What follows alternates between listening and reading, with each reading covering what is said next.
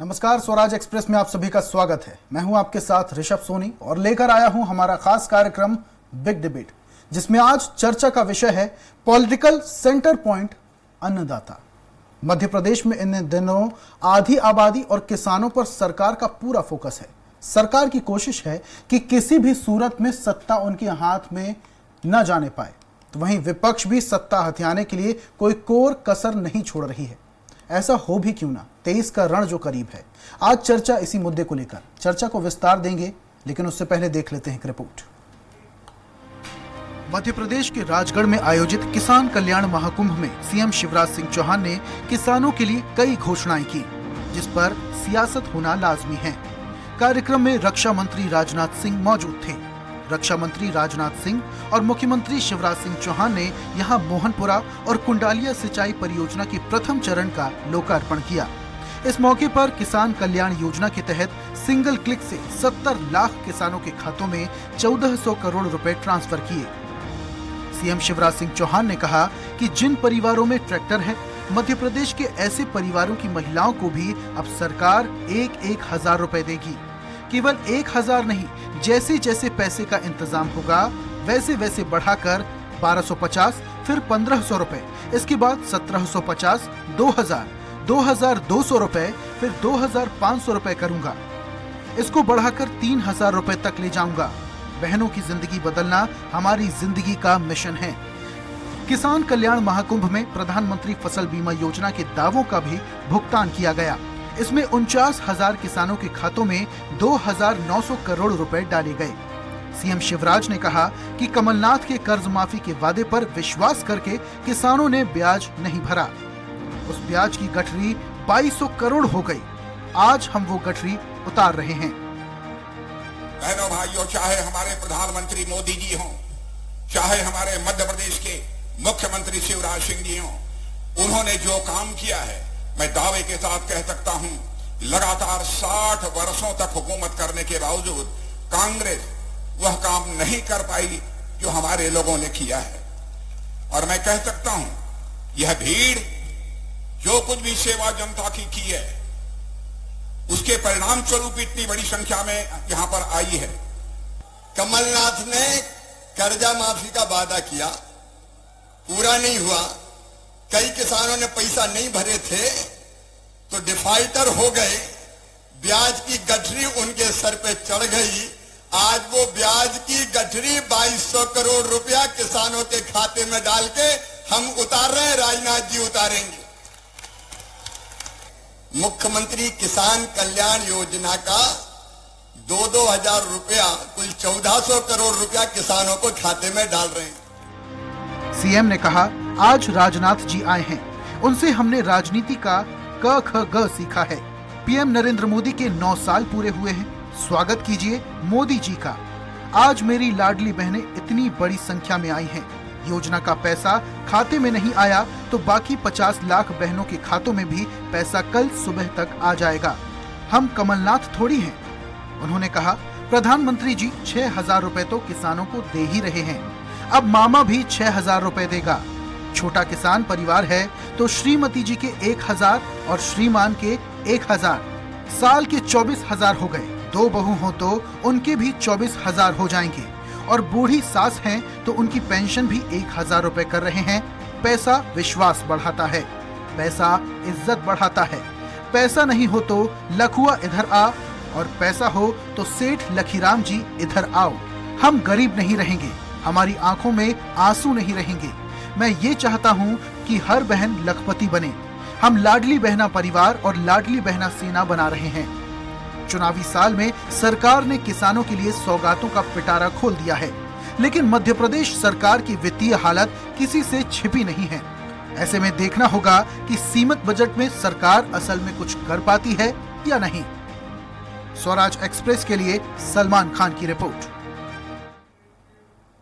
तो क्या political centre point अन्नदाता है? इसको लेकर हम चर्चा करेंगे, और चर्चा के लिए हमारे साथ मौजूद हैं अभय प्रताप सिंह जी, बीजेपी प्रवक्ता हैं। साथ में शहरयार खान जी, कांग्रेस प्रवक्ता, हमारे साथ स्टूडियो में मौजूद हैं, और वरिष्ठ पत्रकार रमेश शर्मा भी हमारे साथ मौजूद हैं। सबसे पहले डिबेट की शुरुआत करता हूं मैं कांग्रेस प्रवक्ता शहरयार खान साहब से।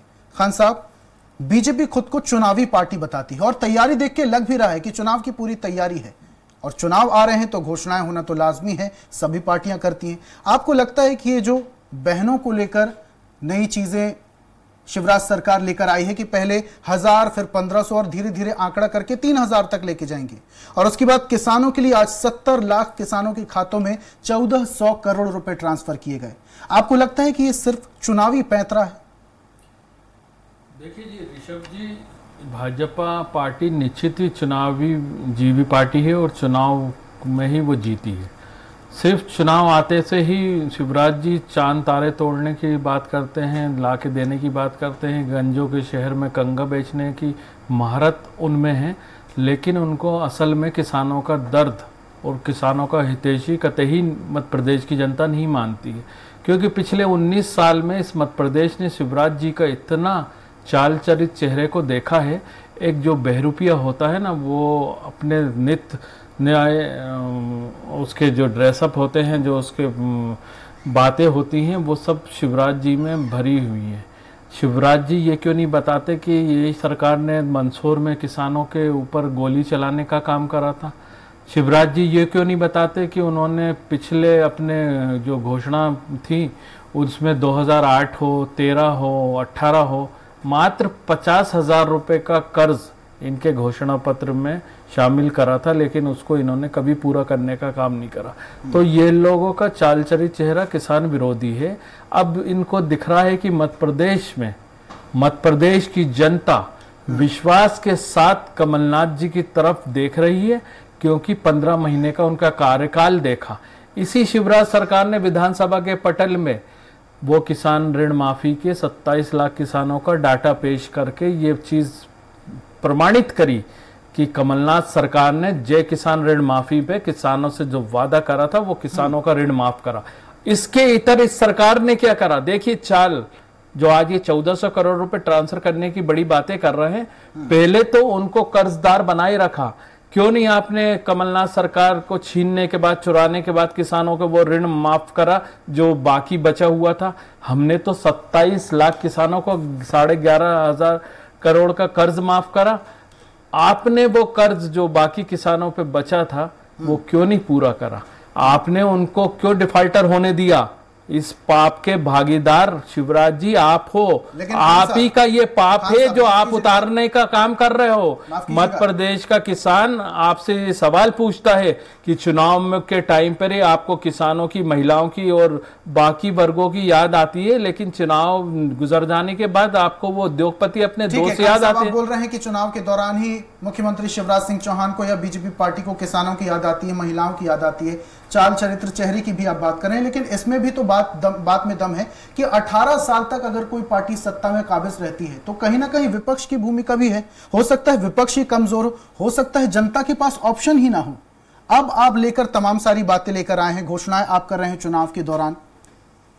देखिए ऋषभ जी, 2018 में कमलनाथ जी जब 1 मई 2018 को मध्य प्रदेश कांग्रेस कमेटी का प्रभार संभाला, 7 महीने 10 दिन बाद मध्य प्रदेश की जनता ने उन पे विश्वास करा। उनके छिंदवाड़ा विकास मॉडल को उन्होंने स्वीकार करा और मध्य प्रदेश में कांग्रेस की सरकार बनाई। वो हमारे ही कुछ जयचंद और भाजपा ने जो अपने 18 साल में माफियाओं को पैदा करा था, उन्हीं के पैसे से तो वो सरकार गिराने का काम करा। क्योंकि कमलनाथ सरकार ने आने के बाद जो जनहितैषी काम करना शुरू करा था, जो माफियाओं पे कार्रवाई करना शुरू करी थी, जो ई टेंडरिंग व्यापम की फाइलें खुलने का डर था, उससे घबरा कर सरकार को, विकासशील कमलनाथ की सरकार को गिराने का काम करा। लेकिन जो शिवराज जी बोल रहे कि कमलनाथ नहीं हूं, तो बिल्कुल आप कमलनाथ नहीं हो सकते। आपको मैं खुला चैलेंज देता हूं शिवराज जी, चलिए मेरे साथ छिंदवाड़ा और बुधनी का विकास को कंपैरिजन कर लीजिए। एक 19 साल का मुख्यमंत्री अपने विधानसभा को नहीं अगर संवार पाया है, तो दूसरी तरफ छिंदवाड़ा जिसमें कि लगभग 7 विधानसभाएं हैं और कमलनाथ जी ने अपने सांसद के रूप में, अपने केंद्रीय मंत्री के रूप में छिंदवाड़ा को वर्ल्ड क्लास, वो आदिवासी अंचल को वर्ल्ड क्लास सिटी बना रखा है। तो ये आपकी कमी और नाकारापन को दर्शाता है। ठीक है खान साहब, बीजेपी प्रवक्ता अभय प्रताप सिंह जी भी हमारे साथ जुड़े हुए हैं। सिंह साहब, पूरी बात आपने खान साहब की सुनी, तमाम सारे आरोप लगा रहे हैं, ये चुनावी घोषणाएं हैं और इतनी सारी जो घोषणाएं की जा रही हैं ये सिर्फ और सिर्फ घोषणाएं हैं, इनका होना कुछ नहीं है, ऐसा कांग्रेस पार्टी का कहना है। देखिए, ये कोई घोषणाएं नहीं है, ये यथार्थ है, जमीन पर हुए काम है। आज 11 लाख से ज्यादा किसानों का 2123 करोड़ जो ब्याज की राशि थी, जिससे वो डिफॉल्टर हो रहे थे, जिसके कारण वो खाद बीज से वंचित हो रहे थे, जिसके कारण वो आने वाले समय में 0% ब्याज पर जो भाजपा सरकार उन्हें कर्ज देती है उससे वंचित हो रहे थे, उनको डिफॉल्टर होने से भारतीय जनता पार्टी की सरकार। लेकिन सिंह साहब सवाल यहाँ पर ये उठता है कि ये जो याद किसानों की और महिलाओं की आई है, ये चुनाव के दौरान ही क्यों आई है? जब कमलनाथ सरकार गिरी थी तभी किसानों का कर्ज माफ कर दिया जाता या तभी किसानों के बारे में सोच लिया जाता, तो शायद बहुत सारे किसान ऐसे होते जो डिफॉल्टर घोषित नहीं होते। देखिए, हेलो जी सिंह साहब सुन पा रहे हैं, कहिए। देखिए, डिफॉल्टर तो इन्होंने किया था, ये कह रहे थे कि हम 2 लाख तक का कर्ज माफ करेंगे, लेकिन इन्होंने छोटभैया जो 10-20 हजार ऐसा छोटी छोटी राशि का कर्ज माफ किया, इस कारण किसानों ने वो राशि जमा नहीं की, वो डिफॉल्टर हो गए। लेकिन सरकार संवेदनशील थी, माननीय मुख्यमंत्री जी संवेदनशील थे, वो किसान हितैषी है, उन्होंने तय किया कि हम किसान को जो है इस ब्याज के भार से दूर ले जाएंगे। और आज इसके साथ साथ उन्होंने जो हमारी किसान सम्मान निधि है, जो कि राज्य सरकार 4,000 रुपए देती थी, केंद्र सरकार 6 देती थी, आज उसको भी बढ़ाकर 4 से उन्होंने 6 किया है। अब 12,000 रुपए किसान सम्मान निधि मिलेगी किसानों को, इसी महीने अगले महीने से मिलेगी। तो हम लोग तो जो भी काम करते हैं, जो भी योजनाएं लाते हैं, उसको यथार्थ शुरू करके लाते हैं। लाडली बहना में 10 जून को पैसे डाल दिए गए हैं, ये 1,500 रुपए लाएंगे और माननीय मुख्यमंत्री जी ने कहा है कि हम उसको 3,000 तक ले जाएंगे। तो हम तो उसको सिंह साहब ये जो 3,000 रुपए तक ले जाने का मामला सामने आया है, 3,000 रुपए तक ले जाने की बात मुख्यमंत्री शिवराज सिंह चौहान कर रहे हैं, कहीं ऐसा तो नहीं कि पूर्व मुख्यमंत्री कमलनाथ ने यह घोषणा कर दी थी कि 1,500 रुपए खाते में दिया जाएगा, उसके अलावा भी बहुत सारी सुविधाएं दी जाएंगी, उसको ध्यान में रखते हुए मुख्यमंत्री ने वापस से घोषणा की, यानी अपनी पुरानी जो घोषणा उन्होंने की थी 1,000 रुपए खाते में, उस पर ही भरोसा नहीं था, इसलिए अमाउंट बढ़ानी पड़ी।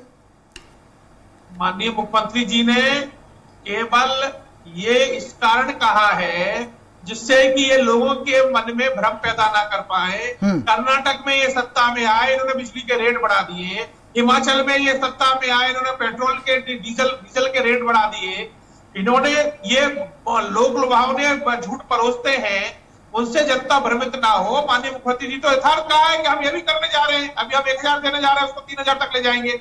हम 10,000 रुपए दे रहे थे किसान सम्मान निधि, अब हम 12,000 शुरू कर रहे हैं, तो हम तो करके दे रहे हैं। ये तो भविष्य के गर्त में है, ये तो केवल सत्ता में आने के लिए वादे कर रहे हैं, हम तो उनको यथार्थ में बदल कर दे रहे हैं। ठीक है सिंह साहब, इस हिसाब से कांग्रेस सरकार जाने के बाद मुख्यमंत्री को पेट्रोल और डीजल पर भी एक्शन लेना चाहिए था, क्योंकि बाकी के स्टेट जहां पर कांग्रेस पार्टी की सरकार थी वहां पर पेट्रोल और डीजल के रेट बहुत कम थे, बजाय अगर मैं कंपेयर करूं मध्य प्रदेश की। वापस से आऊंगा आपके पास, वरिष्ठ पत्रकार रमेश शर्मा जी भी हमारे साथ जुड़े हुए हैं। शर्मा साहब, आज हम बात कर रहे हैं पॉलिटिकल सेंटर पॉइंट अन्नदाता। क्या अन्नदाता को लेकर वाकई में मध्य प्रदेश में पॉलिटिक्स चरम पर हो चुकी है? जैसे जैसे चुनाव नजदीक आ रहे हैं वैसे वैसे आधी आबादी, महिलाओं को साधने के लिए, किसानों को साधने के लिए पुरजोर कोशिश तमाम पार्टियां कर रही हैं। लेकिन अगर मैं जमीनी हकीकत की बात करूं तो चुनाव निकल जाने के बाद स्थिति इससे बिल्कुल उलट होती है। कई सारे किसान आज भी ऐसे हैं जो सरकारी सुविधाओं से वंचित हैं, कई महिलाएं ऐसी हैं जिन्हें सरकारी सुविधाएं नहीं मिल रही हैं, बेसिक सुविधाएं तक लोगों के इलाकों में नहीं पहुंच पा रही। मोटे तौर पर ये आप ठीक कह रहे हैं, किसान और महिलाएं जब से भारत में चुनाव प्रक्रिया आरंभ हुई है तब से राजनीतिक दलों का लक्ष्य किसान और महिलाएं रही हैं। आप अगर किसान को देखेंगे तो हर सरकार ने कुछ ना कुछ घोषणा की है और हर सरकार की कुछ ना कुछ कमी रही है। जैसे ही स्वतंत्रता अगर आई थी, आजादी अगर आई थी, तो उस समय जो कांग्रेस की सरकार थी उन्होंने 2 काम बहुत अच्छे किए थे आरंभ में।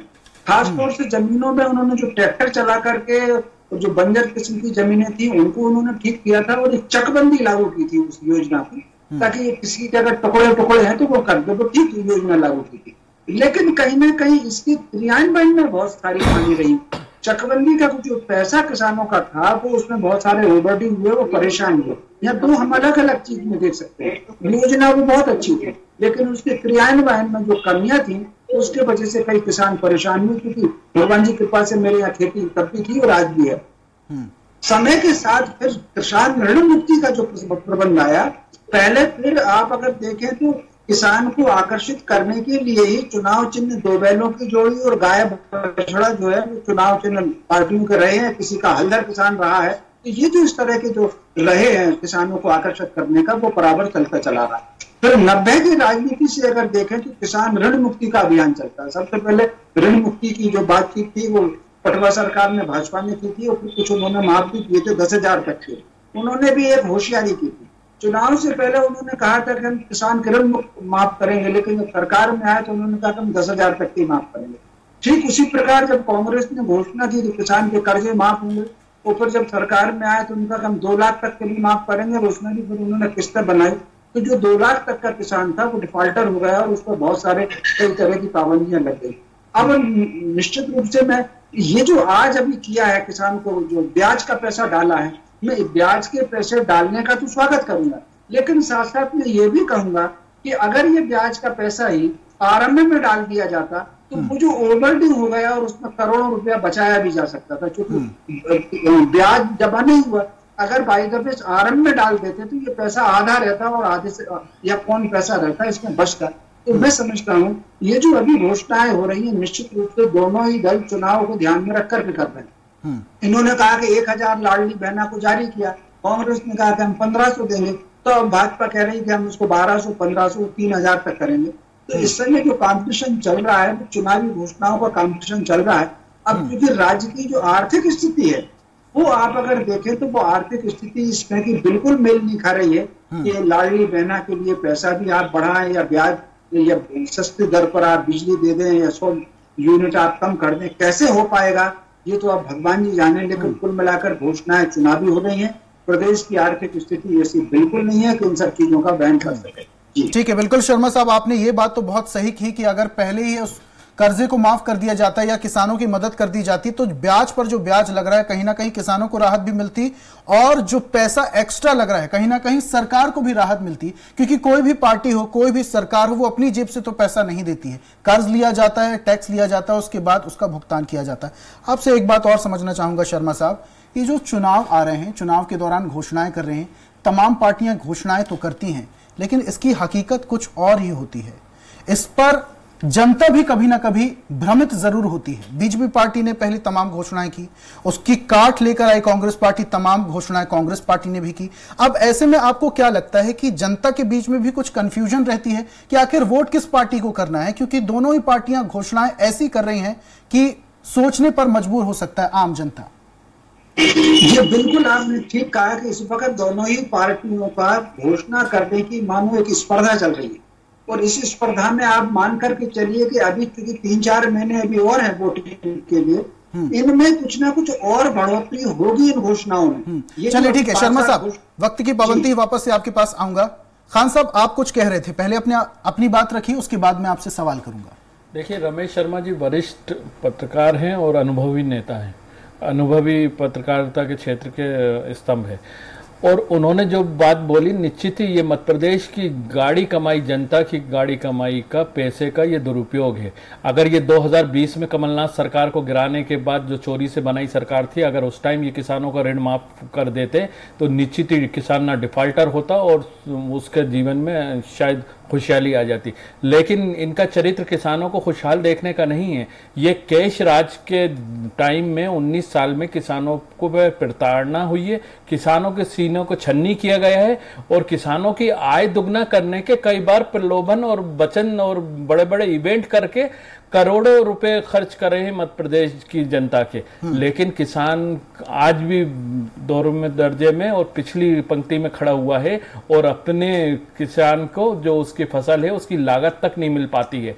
और जब कोई आपदा आ जाती है तो ये सरकार संवेदनहीन होकर उनको 5 रुपए, 7 रुपए, 11 रुपए, 23 रुपए तक के चेक प्रोवाइड कराकर उनका माखोल उड़ाते हैं। ये अभी बड़ी बातें कर रहे थे, 6,000 केंद्र और 6,000 अब केश राज ने कर दिया, तो क्या हुआ? 34 रुपए आपके नजर में किसान का सम्मान है मात्र, और एक तरफ आप हजारों करोड़ के इवेंट और बड़े बड़े कार्यक्रम करते हैं। आज जो राजगढ़ में कार्यक्रम हुआ, जितना पैसा आपने जो किसानों का दिया है वो कोई एहसान नहीं करा है। किसानों का ये वादा जो कमलनाथ सरकार ने करा था, अगर उसको कंटिन्यू करते, अगर आपके दिल में किसानों का दर्द होता, आप अपने को किसान पुत्र बोलते हो केशराज, लेकिन केश की चकाचौंध में आप किसानों का खून पीने का काम करा, आपने उन पे अत्याचार करने का काम करा। ये भाजपा की ही सरकार है जो देश के 75 साल में पहली बार किसानों के जो उनके संयंत्र है उन पे जीएसटी लगाई। ये देश में पहली बार हुआ है किसानों पे कोई टैक्स लिया गया है, वो मोदी सरकार और ये मध्य प्रदेश की सरकार ने काम करा है। इससे आपका चाल चरित चेहरा साफ नजर आता है, ना आप महिलाओं के प्रति संवेदनशील है, ना आप किसानों के प्रति हैं, ना समाज के किसी वर्ग पे। ठीक है, आज बेरोजगारी किसानों का खून चूसने का काम कर रहे हैं आप जी सिंह साहब, किसानों का खून चूसने का काम कर रहे हैं। किसान हितैषी बताते हैं, लेकिन असल में ऐसा कुछ नहीं है। देखिए, कांग्रेस अब मध्य प्रदेश की जनता की समझ में बहुत अच्छी तरह से आ चुकी है। बिल्कुल आ चुकी है। और मध्य प्रदेश में 2023 के चुनाव में मध्य प्रदेश में कमलनाथ जी के नेतृत्व में सरकार बनने जा रही है, और ये केश राज की जनता विरोधी सरकार को। ठीक है, खान साहब सुन लेते हैं सिंह साहब को। अरे सुनिए, आप सुनिए, आपको मध्य प्रदेश ने 19 साल सुना है, आपने 32,000 घोषणाएं तो करी है। केशराज ने 32,000 घोषणाएं तो दी है मध्य प्रदेश में। किस वर्ग को उसने अपने मेन धारा में लाए हैं? बात सुनिए। हाँ, क्या आपको बहुत धैर्य से सुना है। हाँ, सुनाइए।